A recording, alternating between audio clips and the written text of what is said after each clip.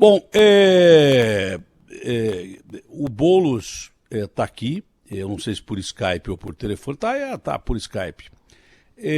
Cara, quando eu li lá 14 pontos na pesquisa do Datafolha, que é uma pesquisa extremamente confiável, eu li umas 3 vezes, falei, mas será que é o Boulos mesmo? Deixa eu ver aqui para conferir se está errado ou se não está errado, né?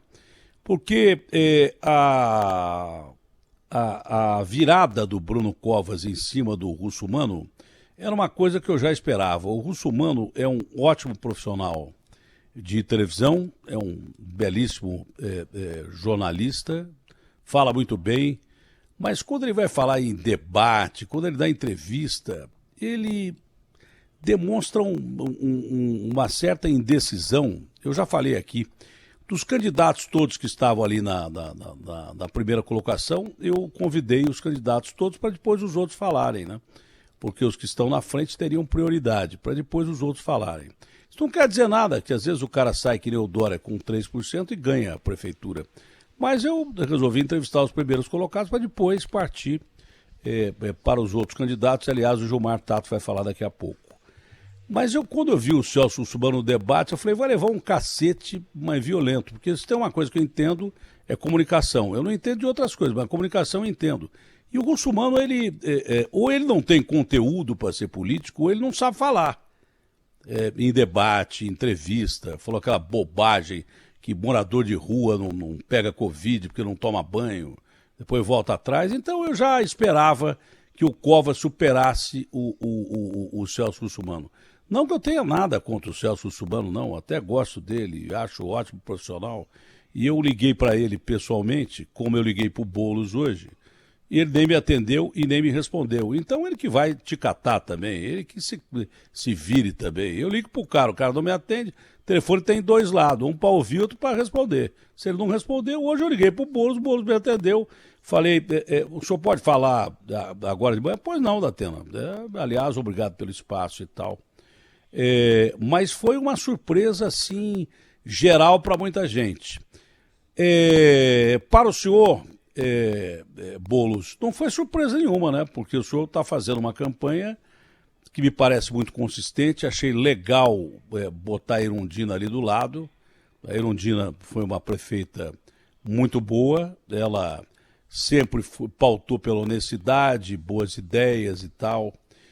Eu lembrei meio que da minha avó, porque eu tenho o cabelo branco também, mas eu lembrei, parece que você está fazendo a campanha do lado da sua avó, que não tem coisa mais legal do que a imagem da avó, né?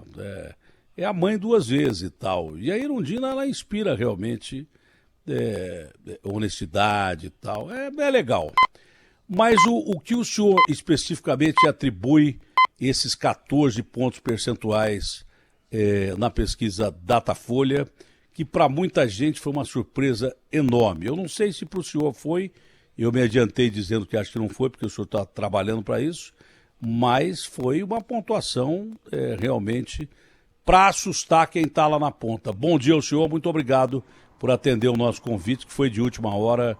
Eu sei que o senhor tem uma agenda extensa, está todo mundo querendo entrevistar o senhor, mas 14 pontos percentuais uma pesquisa a prefeito de São Paulo não é brincadeira, não. É realmente de assustar quem está disputando a prefeitura. Bom dia. Bom dia, Datena, a você, a todos os ouvintes da Rádio Bandeirantes. Agradecer o convite, o espaço para a gente poder conversar aqui. Olha, Datena, assim, você colocou essa coisa da surpresa. Claro, fiquei muito contente quando eu vi a pesquisa, mas ela expressou um trabalho, uma campanha que a gente está fazendo e um sentimento que eu tenho visto nas ruas, que eu tenho visto nas redes sociais, que as pessoas, Datena, elas estão cansadas de uma mesmice, do mesmo discurso, das mesmas caras. E assim, se a gente falar o português claro, você pega os dois candidatos que lideraram as pesquisas até aqui, quer dizer, o Bruno Covas é o atual prefeito e tal, o Dória deixou a prefeitura para ele depois de abandonar a cidade, mas ele é o candidato do Dória. As pessoas estão entendendo cada vez mais que se elas votarem no Bruno Covas, quem ganha é o Dória. O Russomano tem o trabalho dele na televisão, enfim. Agora, cada vez mais, e ele fez questão de que fosse assim, de se colocar como candidato do Bolsonaro. No debate que a Band promoveu, foi até constrangedor. Ele falou, Bolsonaro pegou no meu braço, falou isso, falou aquilo, né? Enfim. E as pessoas perceberam que votarem nele é o Bolsonaro quem ganha. Essa coisa do Bolsodória, que foi aquela conjugação que aconteceu em 2018, as pessoas estão percebendo que o resultado disso para o país, para o Estado, para a cidade, acho que ninguém quer. Estão buscando uma alternativa nova. Assim, o que eu tenho visto para onde eu vou é que as pessoas querem conhecer, elas estão com o ouvido mais aberto, sabe, Datena? Uma coisa que eu fui candidato a presidente em 2018.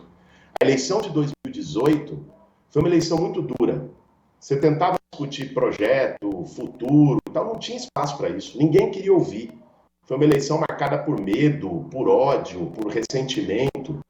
Eu acho que agora as pessoas, pelo menos aqui em São Paulo, que eu tenho sentido, é que tem um espaço para fazer uma coisa diferente, para fazer uma campanha alegre, com proposta, inovadora, ousada.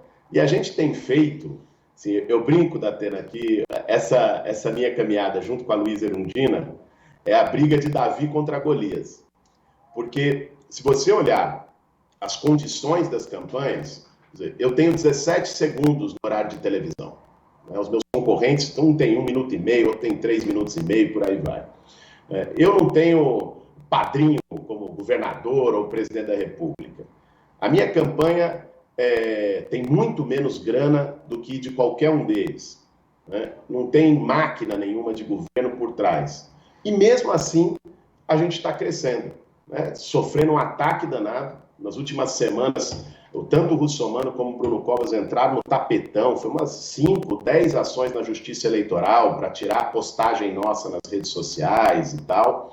Uma delas, inclusive, em relação a essa fala desastrosa, desumana do Russomano sobre a população em situação de rua. Eu fiz uma postagem e coloquei minha posição aí, ele entrou na Justiça Eleitoral, direito de resposta, coisa.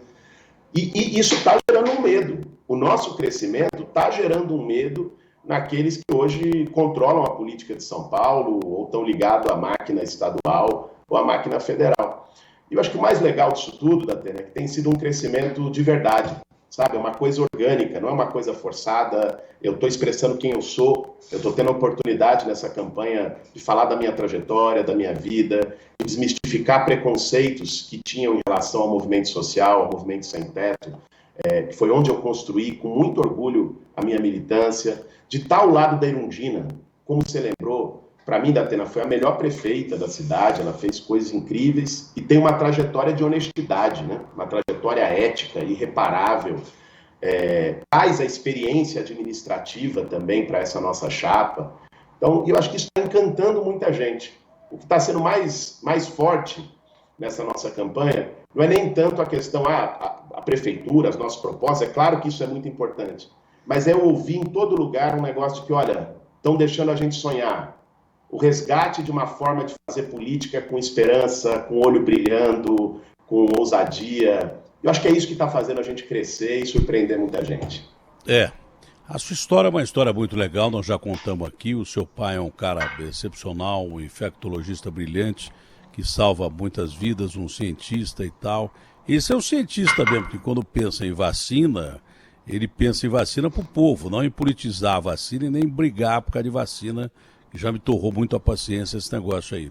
Mas essa história de que... Você tocou num assunto importante aí que é bom perguntar para você. Teve um jornalista, eu vou contar o milagre, mas não vou contar o santo. É um dos maiores jornalistas que eu conheço na minha vida. Que chegou para mim e falou assim, o Boulos, se ele amenizasse o discurso dele, com esse negócio de invadir casa dos outros e tal, ele iria mais adiante do que ele normalmente iria.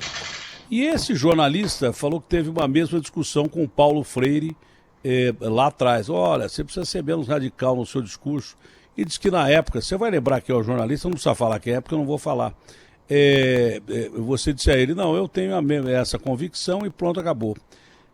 Mas até que ponto essa história é verdade? Né? Porque é a mesma coisa do comunista comer criancinha, né? Aquela história de sempre. Até que ponto você quer tomar a casa dos outros, quer invadir a casa dos outros, para que o povão entenda bem o que é isso mesmo, né? Se é tomar a casa dos outros ou criar alternativa para quem não tem casa morar.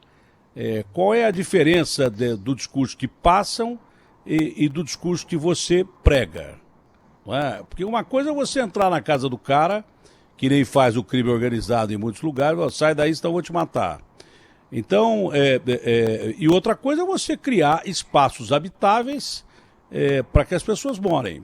Então, qual é a sua nesse esquema porque todo mundo tem medo, aí Boulos vai tomar minha casa, ó, vou estar lá em casa assistindo meu jogo de televisão, vem lá o Boulos com uns 10 caras, com foice, espada, e vão me arrancar do sofá. É bom você explicar isso, eu acho que é legal você explicar isso.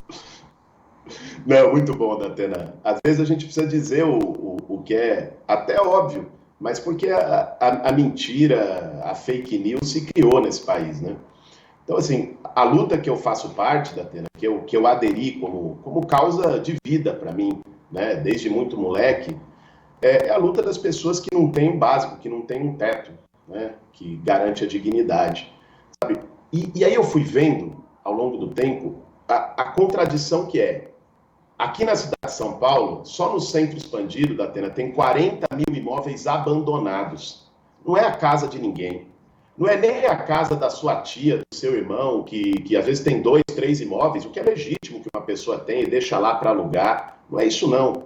É um imóvel que está abandonado, né, que tem só uma pessoa ganhando com isso, um fundo imobiliário, às vezes não é nem daqui, lá de Dubai, de não sei onde, né, que deixa aquilo especulando.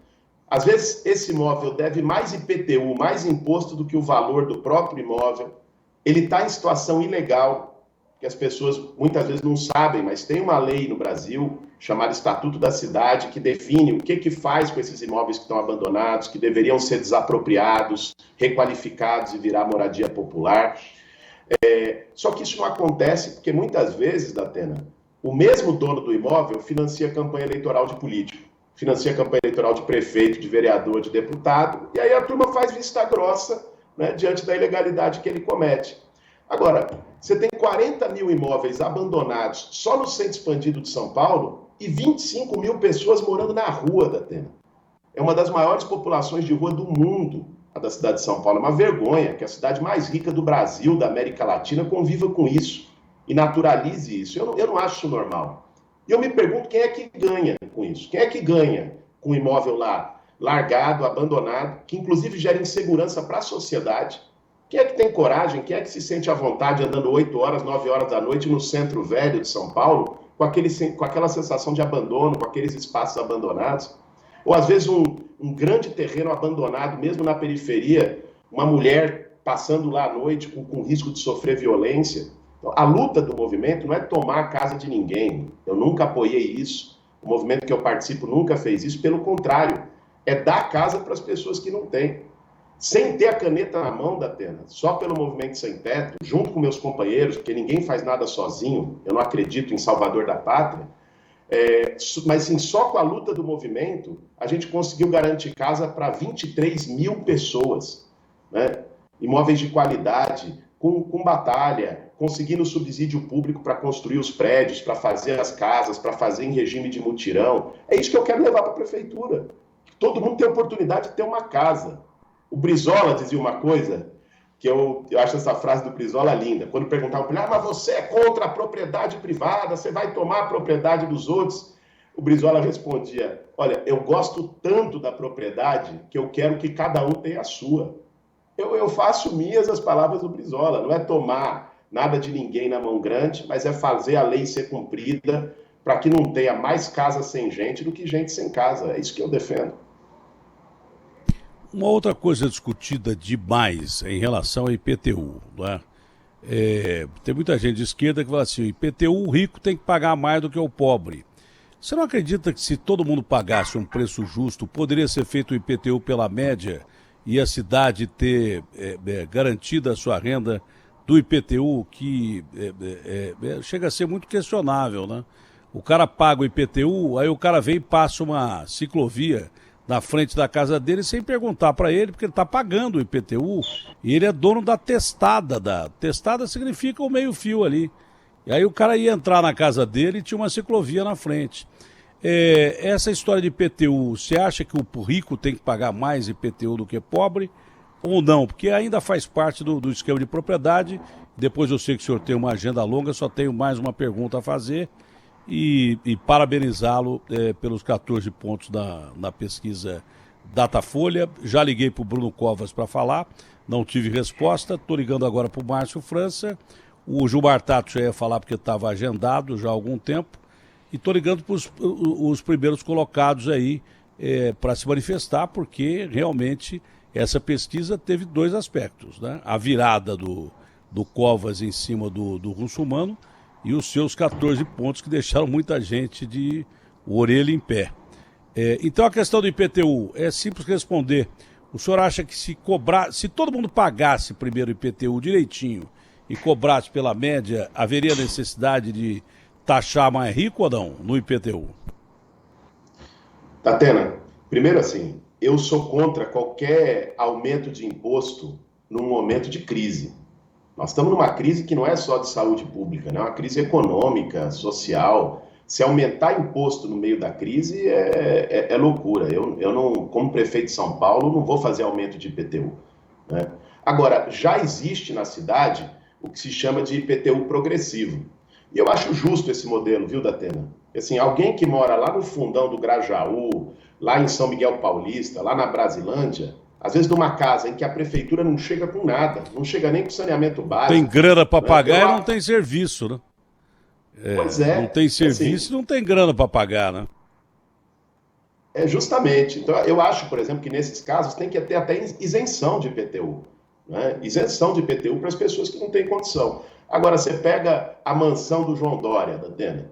Eu acho que a mansão do João Dória, o Dória tem que pagar um IPTU condizente com a renda dele e com o tamanho do imóvel dele. Esse é o IPTU progressivo, né, que eu acho que tem que ter na cidade, já existe. Eu não estou propondo, reitero aqui, nenhum tipo de aumento, né, porque eu acho que isso não contribui para a retomada econômica da cidade, mas é manter um sistema que já tem. Eu acho que quem tem mais paga mais, quem tem menos paga menos. Isso é justiça tributária, não só no IPTU, mas defendo que isso fosse também a forma de pensar a reforma tributária que estão discutindo lá em Brasília e que, infelizmente, não está sendo assim. Não está sendo assim. Eles querem, de novo, taxar o consumidor, taxar o povo, taxar a folha de pagamento, taxar o trabalhador, em vez de mexer no vespeiro lá dos bilionários, que muitas vezes têm até isenção de imposto por causa de lucro e dividendo e tudo mais. Essa é a concepção que eu tenho. Mas se me permite, Datena, você fez um comentário a mais sobre a pesquisa também.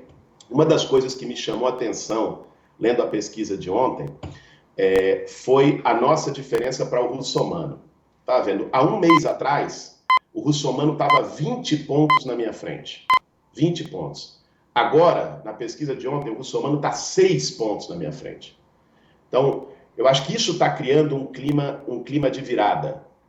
Esse sentimento que existiu, você vai se lembrar, eu era muito moleque, mas a Irundina me contou isso com o olho marejado mais de uma vez, existiu lá em 88, quando ela foi candidata a prefeita, contra o Maluf, contra o Serra. Todo mundo dizia, uma mulher paraibana, assistente social, nunca que os barões vão deixar ela governar São Paulo. Ela estava em terceiro nas pesquisas até uma semana antes da eleição, virou, passou o Maluf, passou o Serra, o Maluf já tinha escolhido até secretariado, ela ganhou a eleição e fez um governo lindo. Eu acho que esse clima de virada começou a existir e está sendo puxado, Datena, isso eu acho muito bonito, isso me orgulha, pela juventude. A pesquisa de ontem mostrou que eu cresci 10 pontos entre os jovens e já estamos em primeiro lugar com 27% entre os jovens da cidade de São Paulo. Acho que é essa energia que está fazendo a virada de jogo aqui. Bom, finalmente, você tem até uma semelhança com o Lula, quando o Lula era jovem, né? E mesmo quando o Lula foi preso, você não procurou negar que gosta do Lula, que é amigo do Lula, que acha o Lula um cara legal e tal, que ele não cometeu os crimes que ele cometeu e tal. mas cada vez mais começam a aparecer algumas diferenças suas para o Lula, né? Você tem barba, fala até parecido com ele, até tem um aspecto físico parecido com o Lula quando era mais jovem e tal. Exatamente, dá para pontuar as diferenças que você tem para o Lula? Porque você pode gostar de uma pessoa, parecer com uma pessoa, mas necessariamente você não é a pessoa, né? Porque, de repente, é aquilo que você falou. O russomano parece que ele está fazendo campanha para o Bolsonaro. O Covas está tentando se descolar do Dória porque ele já viu que é gelada ficar colado do Dória. Está tentando se descolar. Mas dá para você diferenciar onde é o limite da sua conclusão de que você é muito parecido com o Lula, mas onde há aí posições diferentes e que é uma coisa óbvia, né? Você não é o Lula, mas parece ser. E às vezes numa eleição não precisa ser só parecido ou não parecido, precisa ser diferente mesmo para que o cara não seja eleito, porque não adianta nada. Por exemplo, se o Bolsonaro me apoiasse e eu fosse eleito, na verdade era o Bolsonaro que foi eleito, não fui eu que fui eleito. Então dá para você fazer essa diferença ou colocar esses fatores pontuais ou não, mesmo porque você não é do partido do Lula, é de esquerda, mas é de outro partido. Vamos lá, Datena. Primeiro, essa história da semelhança física. Muita gente fala disso. Outro dia, uma deputada, Janaína Pascoal, que é do filiado do Bolsonaro e tal, ela fez um tweet dizendo: o Boulos é o novo Lula, olha para a cara dele, parece até que ele é filho do Lula, ele é igual ao Lula. E aí eu falei, porra, essa mulher precisa conhecer meu pai. Você conhece bem meu pai. Eu sou a cara do meu pai, sim, escarrado, Datena, igualzinho. Na barba, nas feições, é igualzinho, e às vezes, enfim, as pessoas a barba separou um pouco, seu pai deixa a barba mais cheia, mas a barba você deu uma paradinha para a campanha, deu um tapa no visual para a campanha, porque o seu pai, você também usava a barba um pouco mais cheia, o seu pai deixa a barba compridona. Eu, por exemplo, faz 6 meses que eu não corto cabelo, eu nunca fui muito ligado nesse negócio de aparência, eu nunca fui muito ligado. O seu pai é um cientista. Cientista não fica ligado no negócio de aparência. Você teve que dar um tapa no visual por causa de eleição, claro. Deve ter marqueteiro torrando a paciência. Precisa cortar o cabelo assim, precisa abaixar a barba. É um saco isso aí, é terrível. Mas é verdade, você parece bem com o seu pai mesmo. Mas vamos lá, as diferenças que você acha que você tem pro Lula? Vamos lá, Datena. Eu acho assim, as comparações são naturais, mas assim, não existe repetição na história, né? Cada um faz sua trajetória. O Lula construiu a trajetória dele, que é uma trajetória que eu tenho muito respeito. Lula veio do Nordeste, em Pau de Arara, peão, metalúrgico, torneiro mecânico, virou uma liderança política, perdeu várias eleições e teve garra para seguir adiante, sofreu também um monte de mentira, foi atacado e tal. Governou o Brasil, na minha opinião, fez um bom governo para os mais pobres, para o povo, né? E eu, naquele momento que ele foi preso, você lembrou aí, me posicionei solidário a ele, porque depois, hoje, acho que todo o Brasil viu por que o Lula foi preso, né? Foi para tirar ele da eleição e deixar o Bolsonaro ganhar. Agora, a minha trajetória é outra, até porque ela vem num outro momento, né, da pena. Assim, é um outro ciclo. Né? E assim, eu não quero construir a minha trajetória política olhando para trás, né? Olhando para o espelho retrovisor. Eu quero fazer igual o Lula fez, eu quero fazer...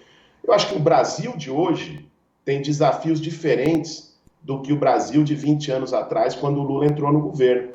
Eu acho que quais são os desafios que a gente tem hoje, do meu ponto de vista? Um deles é, assim, isso o povo já disse que está muito cansado, é fazer uma política de outro jeito, fazer uma reforma política. Eu sou muito defensor disso. É claro que isso não é atribuição de prefeito, né, mas é uma concepção que eu tenho, né, uma ideia de política que eu tenho, e que na prefeitura eu quero fazer diferente, na relação com a Câmara dos Vereadores, na relação com o povo.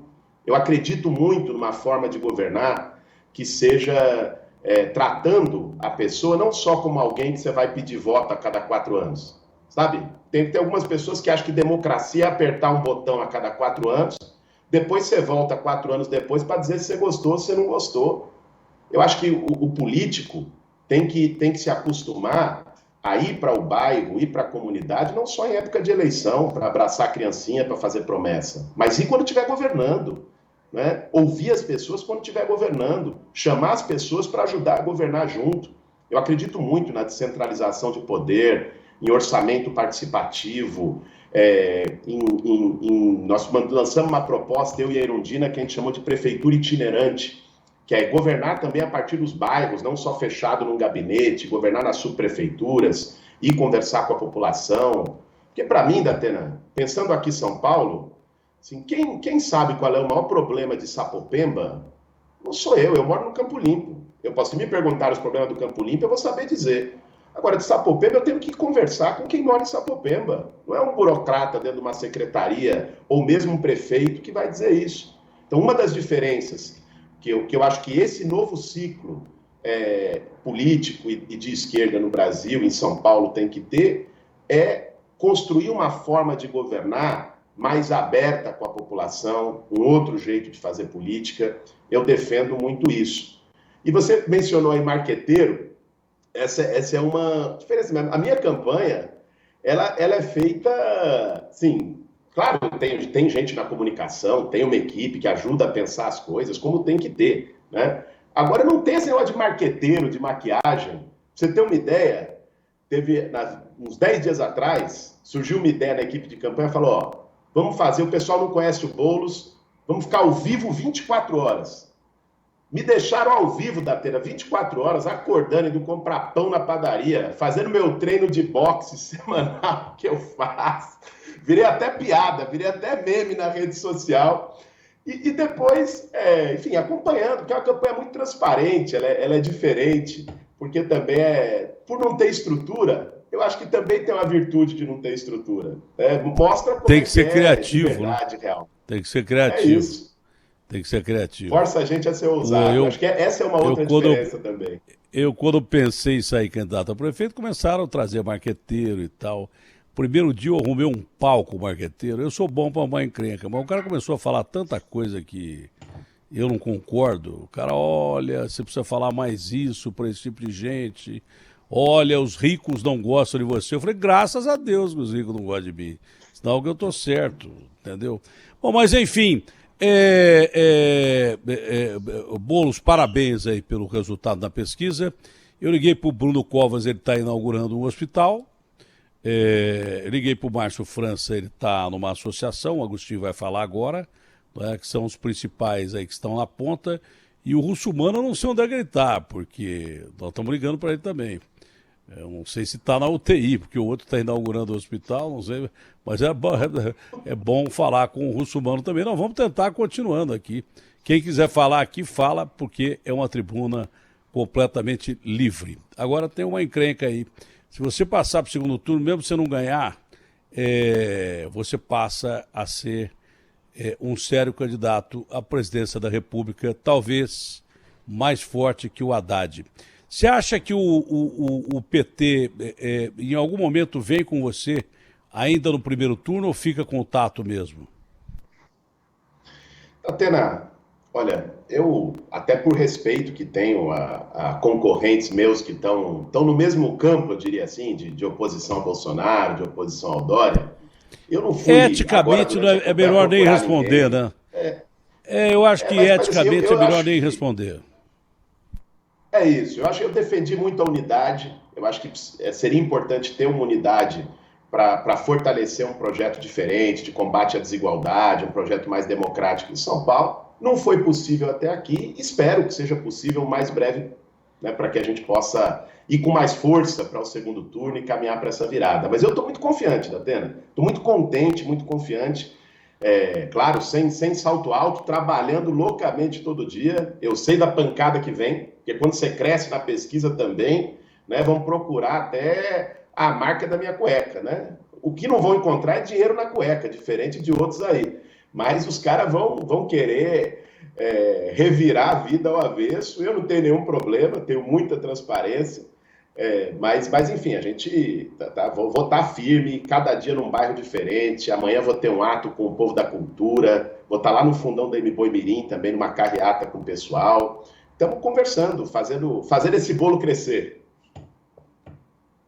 Tá bom, essa é boa, essa é boa. Fazer desse bolo crescer é uma boa. Você já usou aquela ter a receita para São Paulo? Bolos ter a receita para São Paulo, ou não usou essa? Essa, eu seria um péssimo marqueteiro. Mas eu sou um péssimo marqueteiro. Bolos ter a receita de São Paulo é brincadeira, essa é péssima. Não usa não que você perde, é capaz de você cair 3 pontos percentuais na pesquisa.